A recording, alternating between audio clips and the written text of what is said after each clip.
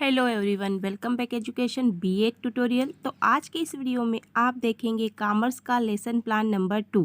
तो स्टार्ट करते हैं लेसन प्लान बनाना। उससे पहले का वीडियो आपने अभी तक नहीं देखा है तो उसे भी ज़रूर देखिए, उसका लिंक आपको नीचे डिस्क्रिप्शन बॉक्स में मिल जाएगा।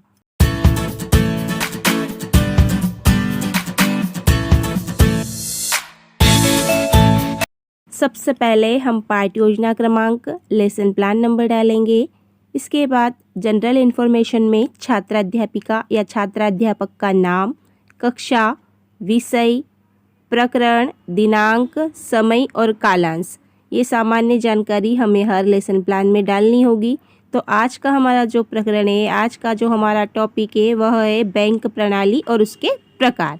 तो इस प्रकार हमने सबसे पहले सामान्य जानकारी लिख दी। सेकेंड स्टेप है हमारा सामान्य उद्देश्य। यहाँ पूर्वानुसार लिखा है। हमने फर्स्ट लेसन प्लान में सारे सामान्य उद्देश्य लिख लिए थे, हम बार बार इसे नहीं दोहराएंगे, इसलिए हमने यहाँ पर पूर्वानुसार लिख दिया है। और यदि आप लिखना चाहते हो तो फर्स्ट पाठ योजना से लिख सकते हो। फिर हमारा नेक्स्ट स्टेप है विशिष्ट उद्देश्य। तो विशिष्ट उद्देश्य आज हम हमारा जो भी टॉपिक है बैंक प्रणाली और उसके प्रकार, उसको ध्यान में रखकर बनाएंगे। तो यहाँ पर हम ज्ञानात्मक, बोधात्मक, प्रयोगात्मक, विश्लेषणात्मक, संश्लेषणात्मक और मूल्यांकन, इन 6 पॉइंट पर हम अपने दो विशिष्ट उद्देश्य का निर्माण कर लेंगे। विशिष्ट उद्देश्य का निर्माण हमें हर लेसन प्लान में करना होगा, क्योंकि हम जो भी टॉपिक बच्चों को पढ़ाते हैं वह किसी उद्देश्य से ही पढ़ाते हैं। तो यहाँ पर विशिष्ट उद्देश्य वे उद्देश्य होते हैं कि हम जब इस टॉपिक को पढ़ाएंगे तो इसके बाद बच्चा क्या क्या चीज़ें सीखेगा। नेक्स्ट स्टेप है शिक्षण सहायक सामग्री। तो यहाँ पर हम इस लेसन प्लान को प्रेजेंट करते समय किन किन सामग्रियों का उपयोग करने वाले हैं। तो यहाँ हम चॉक, डस्टर, श्यामपट्ट, पॉइंटर आदि चीज़ उपयोग में लाएंगे। तो इनके नाम लिख दिए, फिर आगे बढ़े। फिर हमारा नेक्स्ट स्टेप है शिक्षण विधियाँ, टीचिंग मेथड। तो आज हम व्याख्या विधि और प्रश्नोत्तर विधि, ये 2 विधि का प्रयोग करने वाले हैं। तो ये शिक्षण विधियाँ हो गई। फिर नेक्स्ट स्टेप है पूर्व ज्ञान, प्रीवियस नॉलेज। तो जो हमारे स्टूडेंट है, छात्र है, विद्यार्थी है, वे बैंक के बारे में सामान्य जानकारी रखते हैं। तो इस प्रकार हमारा पूर्व ज्ञान हो गया। फिर हम नेक्स्ट स्टेप की ओर बढ़ेंगे। आप सभी से रिक्वेस्ट है कि आपने अभी तक चैनल को सब्सक्राइब नहीं किया है तो सब्सक्राइब कर लीजिए और बेल आइकन को ज़रूर प्रेस कीजिए। हमारा नेक्स्ट स्टेप है प्रस्तावना प्रश्न या अभिप्रेरण प्रश्न। तो यहाँ आपको 2 कॉलम बनाने हैं, छात्राध्यापक व्यवहार और छात्र व्यवहार। अब यहाँ पर हम बच्चों से कुछ क्वेश्चन करेंगे और उन क्वेश्चन के माध्यम से बच्चों को अपने टॉपिक तक लेकर आएंगे। ये सारे क्वेश्चन बच्चों के प्रीवियस नॉलेज पर आधारित होने चाहिए। तो देखिए, सबसे पहला क्वेश्चन है हम रुपए कहाँ जमा करते हैं। बच्चे ने आंसर दिया बैंक में, डाकघर में या बीमा आदि करवाते हैं। फिर नेक्स्ट क्वेश्चन पूछा कि बैंक क्या कार्य करती है। बच्चे ने आंसर दिया बैंक रुपए जमा करती है, ऋण प्रदान करती है आदि कार्य करती है। फिर अगला क्वेश्चन पूछा बैंक में रुपए जमा करने पर बैंक हमें क्या प्रदान करती है। बच्चे ने आंसर दिया ब्याज। फिर बैंक कितने प्रकार की होती है, आप बैंक के बारे में और क्या जानते हो। तो बच्चा यहाँ पर निरुत्तर हो गया, उसे आंसर नहीं आया। तभी हम अपना उद्देश्य कथन बच्चों के सामने प्रस्तुत करेंगे कि बच्चों, आज हम बैंक प्रणाली तथा उसके प्रकारों के बारे में विस्तृत अध्ययन करेंगे। तो ये हो गया हमारा उद्देश्य कथन। आप चाहे तो यहाँ पर प्रस्तावना चार्ट भी बना सकते हो। आप जो ये क्वेश्चन पूछ रहे हो, इन क्वेश्चनों को चार्ट पर भी दर्शा सकते हो।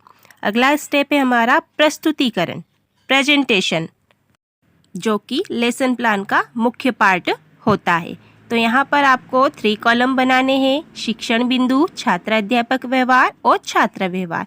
यहाँ पर हम अपने कंटेंट को छोटे छोटे हिस्सों में बांटकर बच्चों के सामने प्रस्तुत करेंगे। तो यहाँ पर हमने सबसे पहले बच्चों को बैंक प्रणाली का इतिहास बताया। आप यहाँ पर स्क्रीन पर अच्छी तरह से देख सकते हो कि बैंक प्रणाली व्यवसाय है और ये कब से आरंभ हुआ था, ये 17 हमने यहाँ पर बता दिया है। और हाईलैंड में बैंक ऑफ एक्स टाइम तथा सन 1694 में बैंक ऑफ इंग्लैंड की स्थापना हुई थी। इस प्रकार से हमने बैंक प्रणाली का जो भी इतिहास था यहाँ बच्चों को प्रस्तुत किया। फिर हमने बच्चों से कुछ क्वेश्चन पूछे, हमने जो कुछ समझाया था। उसके बाद हमने बच्चों को बैंक प्रणाली की परिभाषा बताई और यहीं पर आपको प्रस्तुतिकरण चार्ट भी बनाना होगा। तो यहाँ पर आप चार्ट भी देख लीजिए। इस चार्ट पर हमने बैंक के प्रकार दर्शाए हैं। तो यहाँ पर इस प्रकार से हमने एक सिंपल सा चार्ट बनाया है। यहाँ आगे जाकर हमने बच्चों को बैंक प्रणाली की कुछ अलग अलग परिभाषाएं बताई है, फिर क्वेश्चन किए हैं। फिर हमने बच्चों को बैंक प्रणाली या बैंक के कितने प्रकार होते हैं यहाँ पर आप देखिए, व्यापारिक बैंक, औद्योगिक बैंक, कृषि बैंक, विदेशी विनिमय बैंक, बचत बैंक, केंद्रीय बैंक, अंतर्राष्ट्रीय बैंक, ये सारे बैंक के प्रकार है, ये बच्चों को समझाए। फिर आगे जाकर हमने एक एक बैंक को डिटेल में भी यहाँ समझाया है और बच्चों को उदाहरण भी देते चले हैं। सबसे पहले हमने बच्चों को व्यापारिक बैंक क्या होती है इसको समझाया और इसका एग्जाम्पल दिया। फिर औद्योगिक बैंक क्या होता है इसको समझाया और इसके उदाहरण दिए।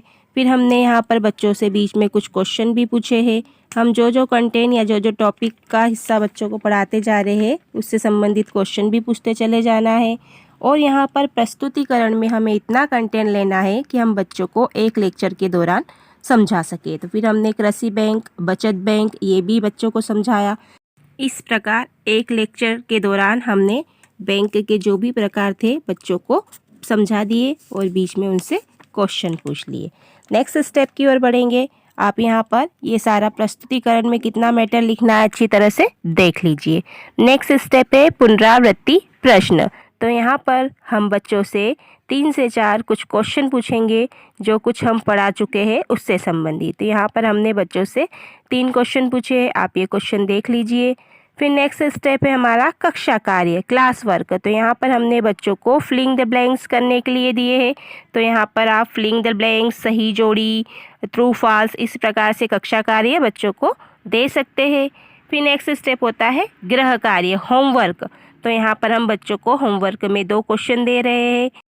यहाँ हमने बैंक का इतिहास और बैंक की परिभाषा और बैंक के प्रकार को समझाने के लिए दिया है। इस प्रकार से हमारा लेसन प्लान बनकर कंप्लीट हो जाएगा और लास्ट में हम शामपट सारांश लगा देंगे। तो यहाँ पर हमने ब्लैक बोर्ड पर बच्चों को जो कुछ समझाया उसे शॉर्ट रूप में दर्शा दिया है। तो आप यहाँ पर शामपट सारांश भी देख लीजिए। यहाँ पर हमने बैंक के प्रकार लिखे हैं। तो इस प्रकार से हम शामपट सारांश तैयार कर लेंगे। आई होप आपको वीडियो अच्छा लगा होगा। वीडियो थोड़ा सा भी अच्छा लगा है तो प्लीज़ वीडियो को लाइक कीजिए और अपने दोस्तों के साथ शेयर कीजिए।